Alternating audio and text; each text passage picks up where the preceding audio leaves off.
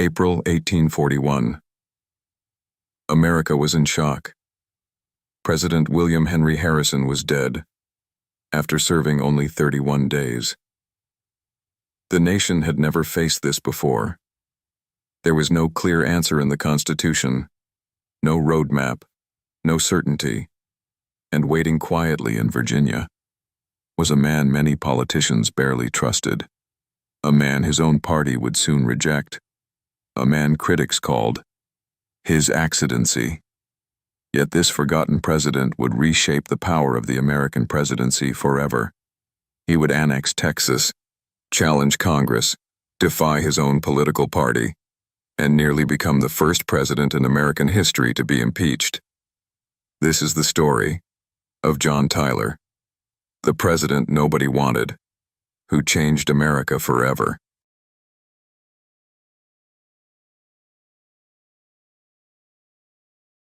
John Tyler was born on March 29, 1790, in Charles City County, Virginia.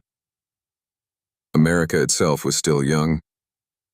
The Constitution had only recently been ratified. George Washington was president. The Revolutionary War still felt fresh in people's minds. Tyler entered a world shaped by revolution, but divided by class and slavery. He was born into privilege. His father, John Tyler Sr., was wealthy, powerful, and deeply connected to Virginia politics. The Tyler family owned plantations and enslaved people. Young John grew up surrounded by the traditions of the Virginia aristocracy: honor, states' rights, agriculture, and suspicion of centralized federal power. Those beliefs would shape him for the rest of his life. Even as a child, Tyler was known for being intelligent, quiet, and serious. Unlike fiery political speakers of the era, he preferred calm debate and legal reasoning. At age 12, he entered the College of William and Mary in Williamsburg, one of America's oldest and most prestigious schools. There, Tyler studied law, history, philosophy, and the ideas of the Founding Fathers. He admired Thomas Jefferson. He believed deeply in limited government, and he feared that a powerful federal government could someday threaten liberty itself. These ideas became the foundation of his political identity. But America was changing rapidly, and the young republic was heading toward dangerous divisions.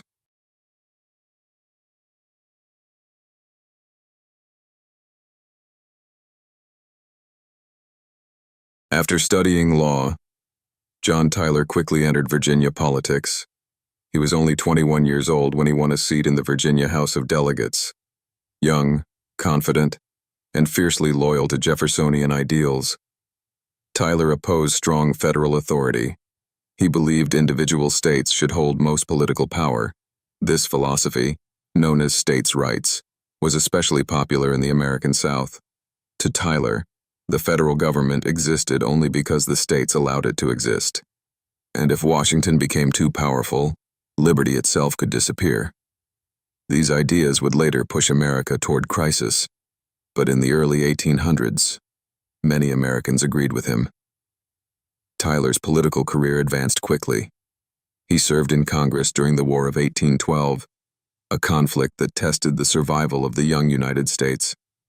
The war deeply affected him. British forces burned Washington, America's military struggled, and political divisions intensified. Tyler supported the war effort, but remained suspicious of expanding federal authority. Even during wartime, he feared centralized power. That belief would define every stage of his career.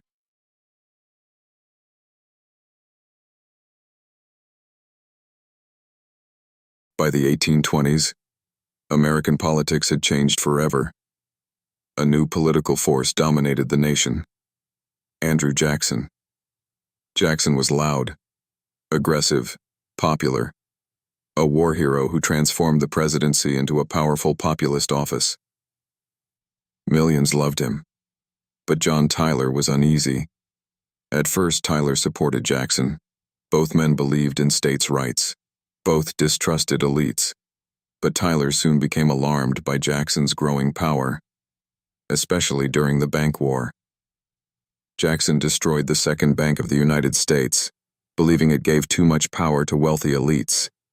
Many Americans celebrated him, but Tyler saw danger. He feared Jackson was acting like a king, ignoring constitutional limits, expanding presidential authority, using veto power aggressively. Tyler believed no president should become larger than the Constitution itself. This conflict pushed him away from Jackson's Democratic Party and toward a new political movement, the Whigs.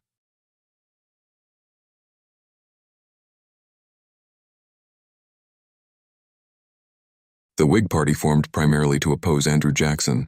Its members came from different backgrounds. Some supported stronger federal power, some favored national banks and industrial growth. Others simply hated Jackson. John Tyler did not fully agree with many Whig policies, but he shared one goal: stopping presidential overreach. In 1840, the Whigs nominated military hero William Henry Harrison for president. But Harrison needed Southern support, so the Whigs chose John Tyler as vice president. The campaign became legendary. Tippecanoe and Tyler too. Huge rallies, songs, parades, barrels of cider. It was one of the first truly modern American political campaigns, and it worked. Harrison won in a landslide. The Whigs celebrated. They believed they finally controlled the White House, but they had no idea. Everything was about to collapse.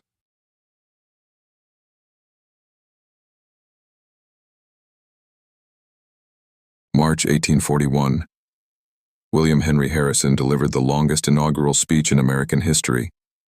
Nearly 2 hours, in freezing weather, without a coat or hat.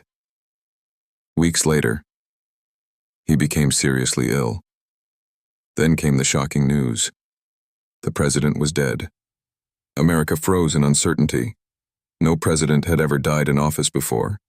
The Constitution was vague. Did the vice president become president, or merely act as president temporarily? No one knew. Some politicians believed Tyler should only serve as a caretaker.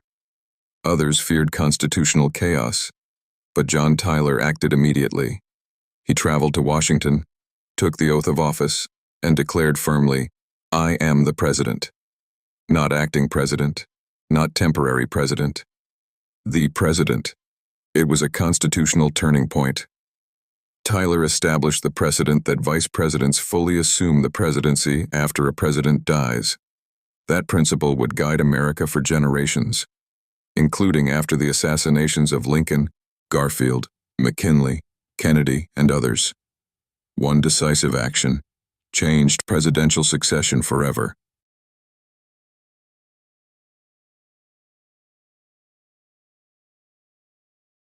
Many Whigs were furious. They had expected Tyler to obey party leaders. Instead, he governed independently. Critics mocked him relentlessly. Newspapers called him his Accidency. They claimed he was an illegitimate president. Even members of his own cabinet distrusted him. But Tyler refused to surrender presidential authority, and conflict erupted almost immediately. The biggest issue was the national bank. Whig leader Henry Clay wanted a new national bank established quickly. Clay expected Tyler to sign the bill automatically, but Tyler believed the bill was unconstitutional, so he vetoed it. The Whigs exploded in anger. Then Congress passed another version. Tyler vetoed that too. Chaos erupted in Washington. Cabinet members resigned. Crowds protested outside the White House. Tyler was burned in effigy. And for the first time in American history, a president was abandoned by his own political party.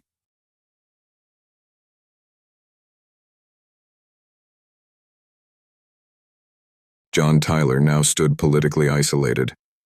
Democrats hated him. Whigs despised him. Congress blocked much of his agenda. And yet Tyler refused to resign. He believed deeply in executive independence. He argued the president was elected to protect the Constitution, not obey political parties. This was a radical idea at the time. Political parties were becoming stronger. Party discipline mattered more than ever.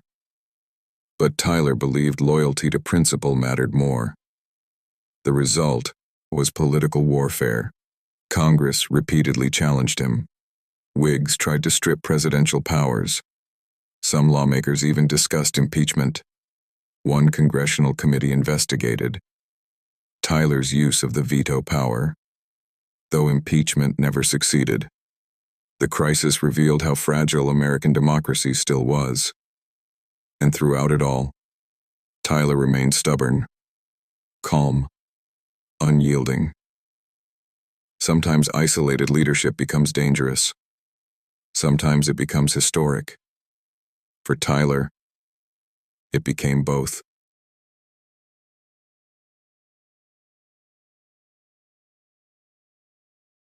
While political battles consumed Washington, personal tragedy devastated Tyler's life. His wife, Letitia Tyler, suffered serious health problems during his presidency. She became increasingly weak and withdrawn. Then in 1842, she suffered a fatal stroke. She became the first lady to die in the White House. The loss deeply affected Tyler. Behind the political battles was a grieving widower struggling with immense personal pain. But history soon delivered another unexpected chapter, one of the most unusual presidential romances in American history.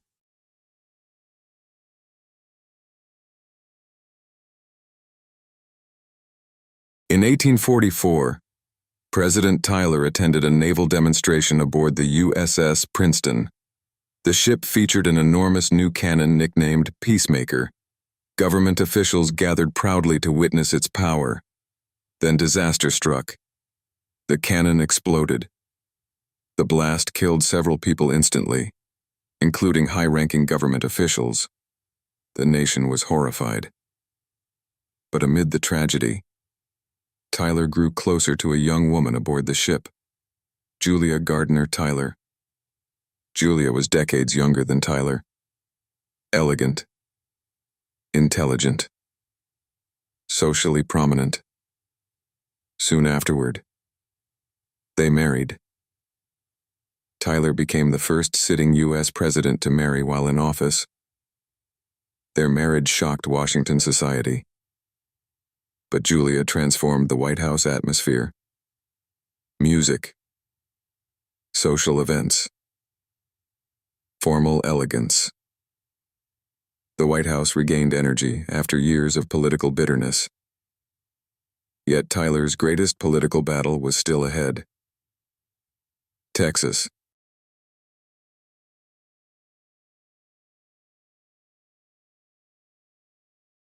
By the 1840s, Texas had won independence from Mexico. Many Americans wanted annexation. They believed the United States should expand westward across the continent, a belief later called manifest destiny. Tyler strongly supported annexing Texas. He saw expansion as vital to America's future. But the issue was explosive. Northern politicians feared Texas would strengthen slavery. Mexico warned annexation could mean war. Britain watched carefully. The debate became one of the most divisive political fights in America. Still, Tyler pushed forward relentlessly. He negotiated annexation aggressively. Critics accused him of expanding slavery. Supporters called him patriotic. The nation became deeply divided, and Tyler risked everything on the issue.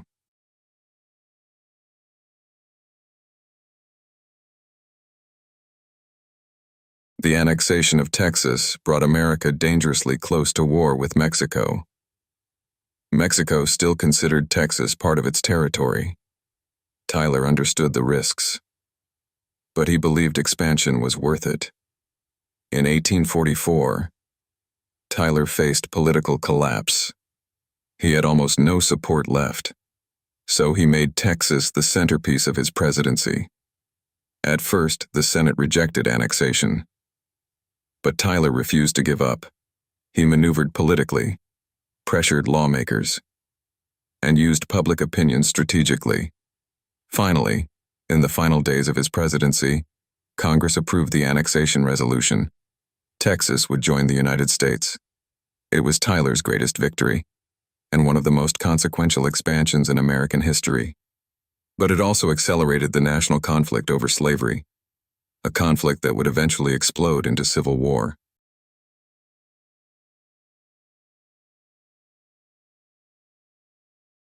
John Tyler was a Southern slaveholder. He defended slavery throughout his political career, and like many Southern leaders, he believed states had the right to protect the institution. By the 1840s, America was becoming dangerously divided over slavery's expansion. Every new territory raised terrifying questions. Would it allow slavery or ban it? Texas intensified those fears dramatically. Northern abolitionists condemned annexation. Southern leaders demanded it. The balance of political power was at stake.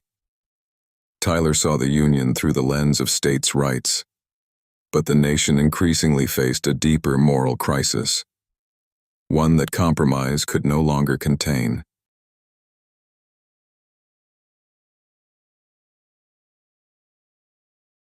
Though often overshadowed by domestic conflict, Tyler's administration also expanded America's international influence. His administration negotiated important trade agreements, strengthened relations with China, and worked to define America's growing global presence. One major achievement was the Treaty of Wanghia with China in 1844. The agreement opened trade opportunities between the two nations. It marked one of America's earliest major diplomatic relationships in East Asia. Tyler's administration also resolved border tensions with Britain. America was becoming more confident internationally, larger, more ambitious, and increasingly expansionist. The United States was transforming from a fragile republic into a continental power.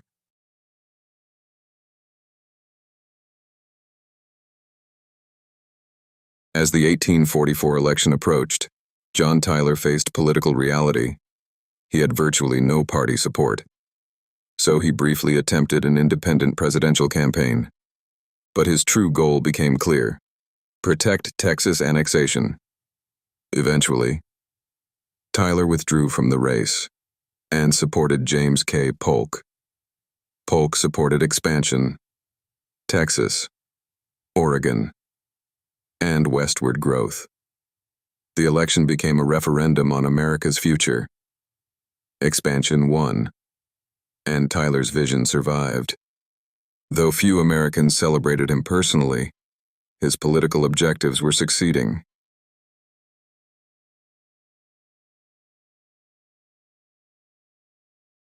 March 1845. John Tyler left office deeply unpopular. He had no major political party, no broad national movement, and few defenders. Many historians at the time viewed him as a failed president. Yet Tyler believed history would eventually vindicate him. He returned to Virginia, hoping for peace and retirement. But America itself was heading toward catastrophe. The issue Tyler had helped inflame, slavery and expansion, continued growing more dangerous every year. Soon, the nation would break apart, and John Tyler would make the most controversial decision of his life.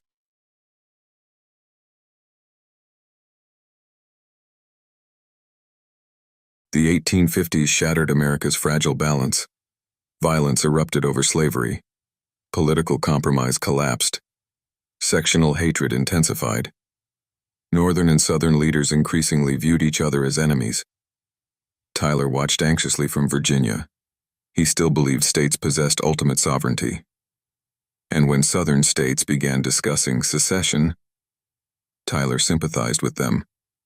He hoped compromise might still preserve peace. But events moved too quickly. In 1860, Abraham Lincoln was elected president. Southern states began leaving the Union. America stood at the edge of civil war.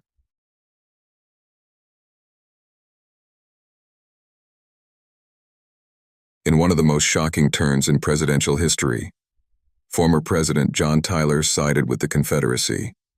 He supported Virginia's secession and joined the Confederate government. Tyler even served in the Confederate House of Representatives. For many Americans, it was betrayal. A former U.S. president supporting rebellion against the United States. No other president would ever do the same. Tyler believed he was defending states' rights.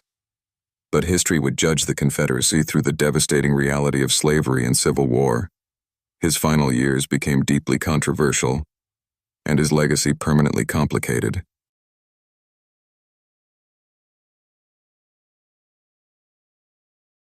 John Tyler died in January 1862, while the Civil War raged across America, and because he had joined the Confederacy, the U.S. government did not officially mourn him. Washington largely ignored his death. Instead, his funeral took place under Confederate authority. A Confederate flag draped his coffin. It remains one of the strangest endings in presidential history. A former president of the United States, honored as part of a government fighting against the United States itself.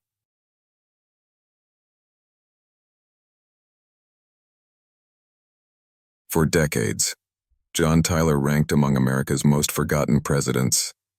Critics saw him as stubborn, difficult, politically isolated, and morally compromised by slavery and secession.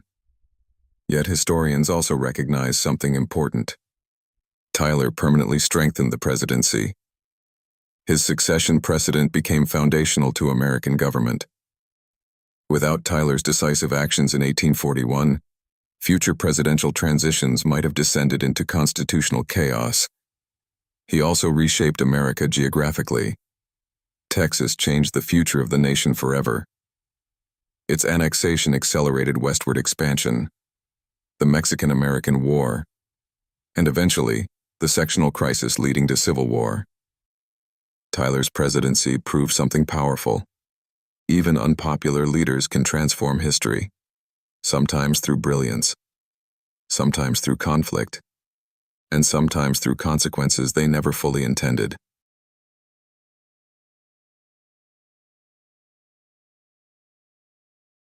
John Tyler entered the presidency unexpectedly, almost accidentally.